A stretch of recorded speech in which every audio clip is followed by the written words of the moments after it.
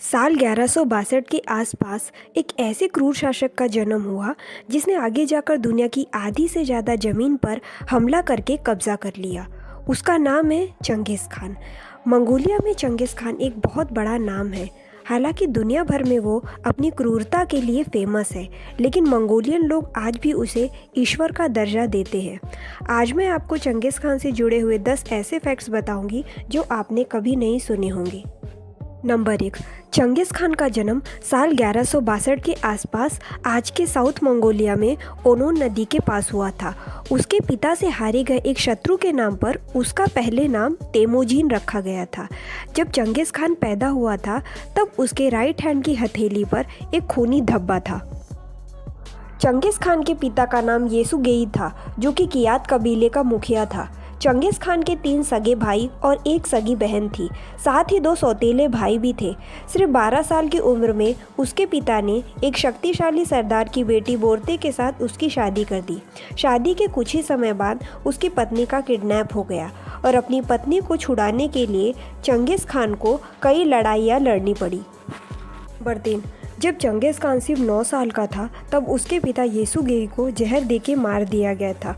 उसके पिता की मृत्यु के बाद कबीले के बड़े लीडर्स और सैनिकों ने भी उस कबीले को छोड़ दिया, जिसके बाद चंगेज़ खान का बचपन बहुत गरीबी में बीता। अपना जीवन जीने के लिए वो और उसके भाई जंगल जंगल जाके शिकार करने लगे। नंबर 4। चंगेज़ खान ने सत्ता के लालच में अपने सौतेले भाई को मार दिया था और पूरे कबीले का राजा बन गया। उसके बाद से ही उसके मन में पूरी दुनिया को जीतकर उसे कब्जा करने की इच्छा पैदा हो गई। इसके बाद मंगोलिया से लेके यूरोप और एशिया के कई हिस्सों पर भी उसने हमला किया और उन्हें जीतकर अपना साम्राज्य स्थापित कर लिया। नंबर 5। चंगेज़ खान का साम्राज्य लगभग 12 लाख वर्ग किलोमीटर में फैला हुआ था। उसके राज्य में आज का कोरिया, चीन, रूस, पूर्वी यूरोप, भारत के कुछ हिस्से और दक्षिण पूर्व एशिया आते थे। चंगेज़ खान ने सिंधु नदी को पार करके उत्तर भारत और असम के रास्ते भारत आकर मंगोलिया वापस लौटने की सोची, लेकिन वो ऐसा नहीं कर पाया।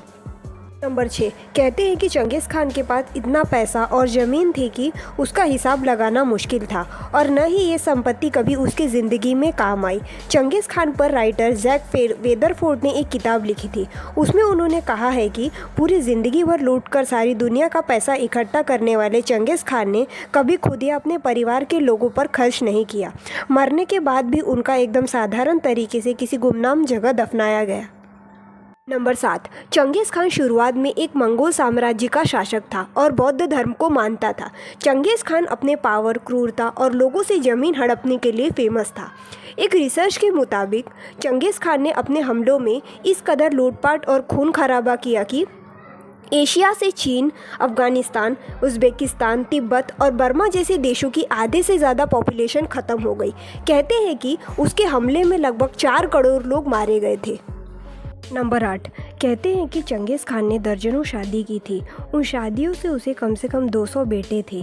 कुछ साल पहले एक जेनेटिक रिसर्च से ये पता चला है कि दुनिया में करीब 1 करोड़ 60 लाख पुरुष, यानी दुनिया के पुरुषों की संख्या का 0.5% हिस्सा चंगेज़ खान से संबंध रखता है।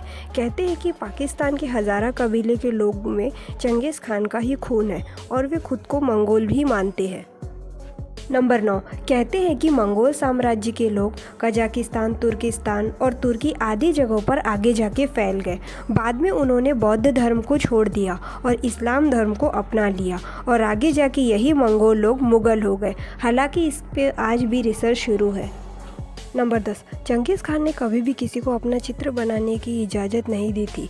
यहाँ तक कि सिक्कों में भी उसकी तस्वीर लगाने से उसने साफ मना कर रखा था। आज जो चंगेज़ खान की तस्वीर हमारे सामने है वो उसके मरने के बाद उसके रिश्तेदारों के बताने के बाद बनाई गई थी।